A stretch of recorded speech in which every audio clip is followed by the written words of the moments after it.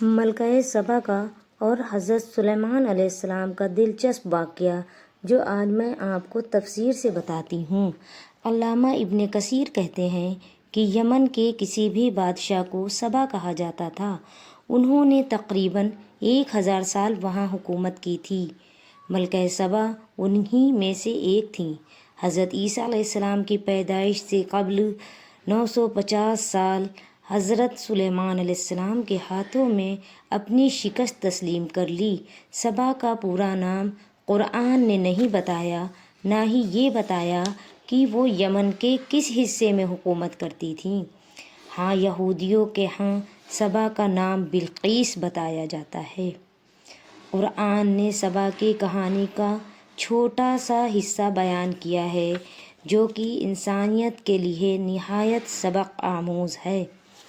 انسانی فوجیں، جانور، پرندے، جنات وغیرہ ہر روز آ کر حضرت سلیمان علیہ السلام کے سامنے حاضری دیا کرتے تھے اور آپ کی خدمت بجا لاتے تھے۔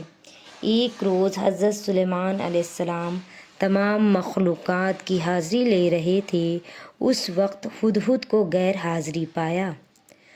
آپ علیہ السلام نے فرمایا، اگر ہدہد نے اپنی غیر حاضری کی کوئی معقول وجہ نہ بتائی تو اسے میں بڑی سزا دوں گا۔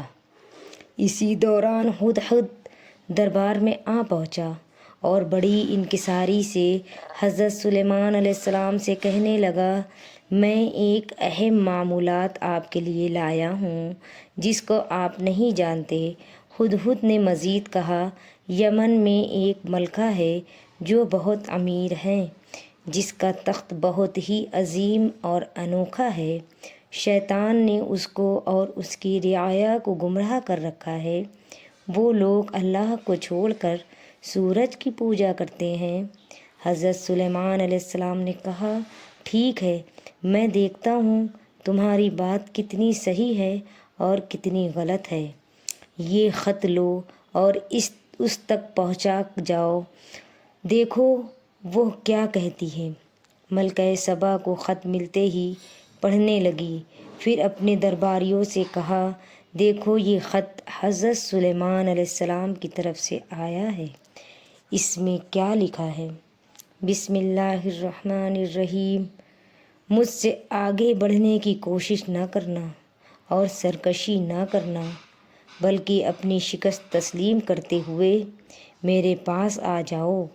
ملکہ نے اپنے وزیروں سے کہا، تم جانتے ہو میں تمہارے مشورے کے بغیر کوئی کام نہیں کرتی، مجھے بتاؤ کہ اس خط کا کیا جواب دوں۔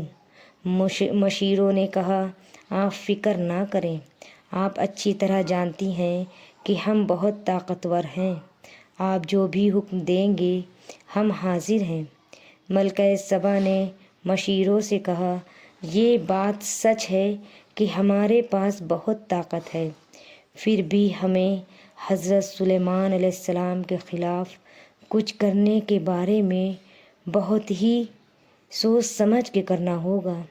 پہلے تو ہمیں حضرت سلیمان علیہ السلام کی طاقت کا اندازہ لگانا ہوگا۔ ہم کچھ قیمتی تحفے ہمارے ایلچیوں کے ذریعے بھیج کر دیکھتے ہیں کہ سلیمان علیہ السلام کیا کرتے ہیں۔ اس طرح ہم ان کے طاقت کے ساتھ ساتھ ان کے ذہن کا بھی اندازہ لگا سکتے ہیں۔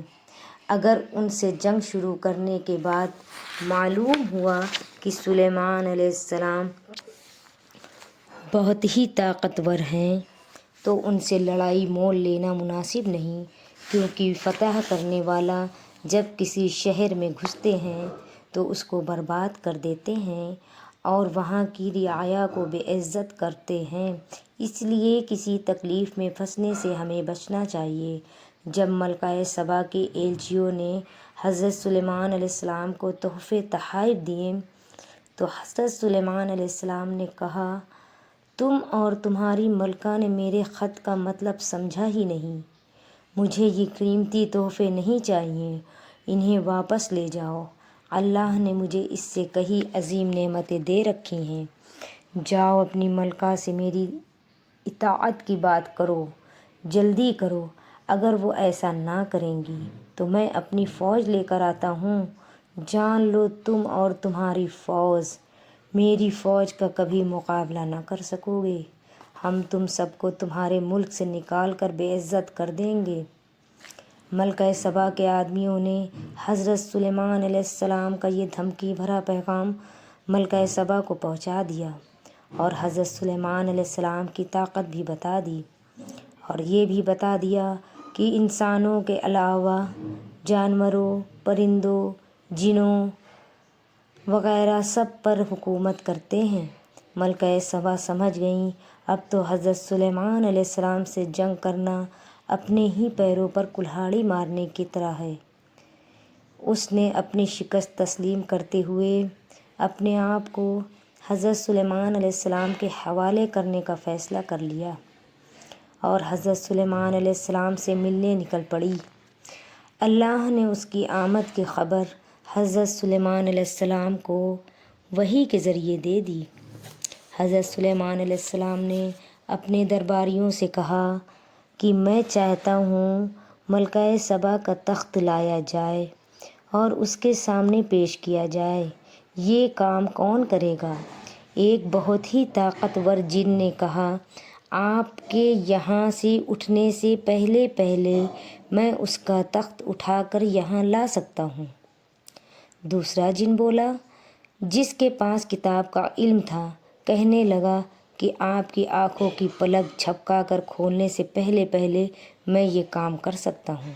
حضرت سلیمان علیہ السلام دوسرے لمحے مڑ کر دیکھتے ہیں کہ سبا کا تخت موجود تھا۔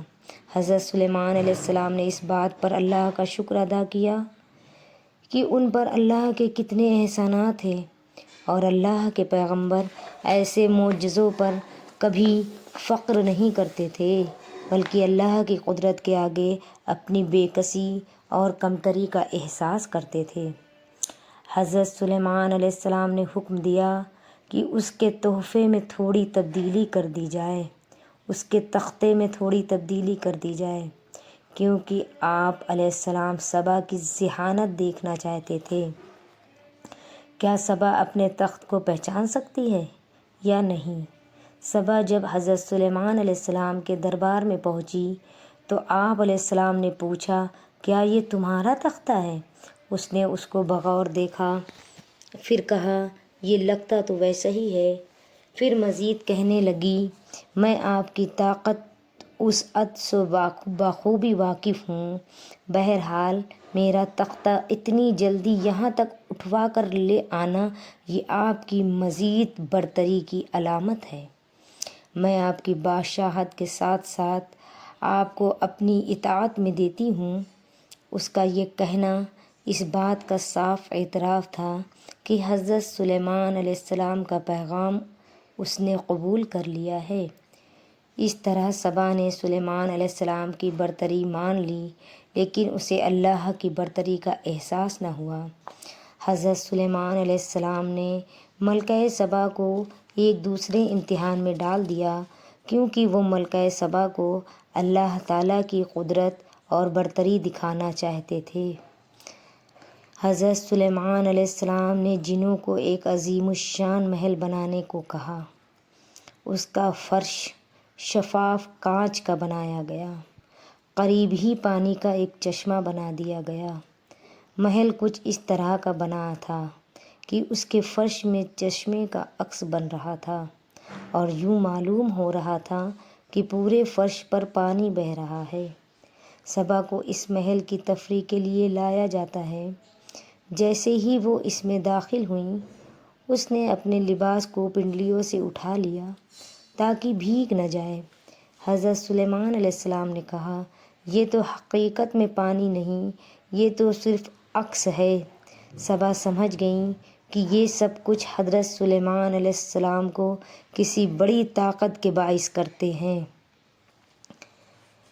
اتنا سوچ کر کہنے لگی، میں بھی حضرت سلیمان علیہ السلام کی طرح اس پوری کائنات کے رب پر ایمان لاتی ہوں، میں اللہ پر ایمان لاتی ہوں اور مسلمان ہو گئی، یعنی اللہ تعالیٰ کی برتری کا اعتراف کر لیا۔ یہی بات حضرت سلیمان علیہ السلام نے اپنے خط میں لکھی تھی۔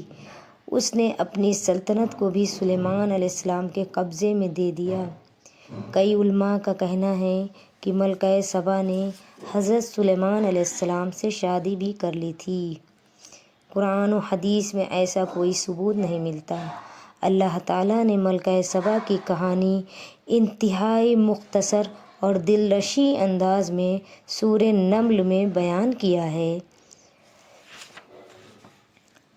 علماء اس بات کو قبول کرتے ہیں کہ سبا کو حضرت سلیمان علیہ السلام نے جو خط لکھا تھا یہ تاریخ میں ایسا ایک انفرادی حیثیت رکھتا ہے۔